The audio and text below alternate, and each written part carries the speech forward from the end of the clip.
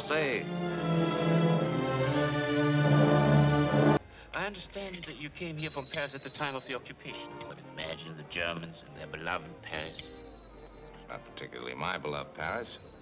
The reason is a little vague. We also know what you did in Paris, Mr. Blaine, and also we know why you left Paris. Yes, in Paris he continued his activities.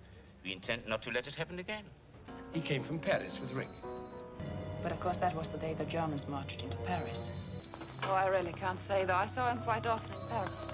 Nothing can stop them now. Wednesday, Thursday at the latest, they'll be in Paris. They say they expect to be in Paris tomorrow.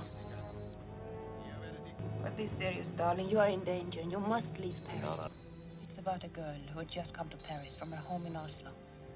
You know the leader of the underground movement in Paris, in Prague. The Rick I knew in Paris, I could tell him he'd understand. We knew very little about each other when we were in love in Paris. And was, even when I knew you in Paris. I suppose he means to you Paris of, well, happier days. Were you lonely in Paris? Richard, I had to see Well, you. there's Richard again. We're back in Paris. Please, talk to me. I wouldn't bring up Paris if I were you. It's poor salesmanship. The day you left Paris. Just before you and I were to leave Paris together, they were hiding him in a freight car on the outskirts of Paris. I knew you wouldn't have left Paris and the Gestapo would have caught you, so We'll always have Paris.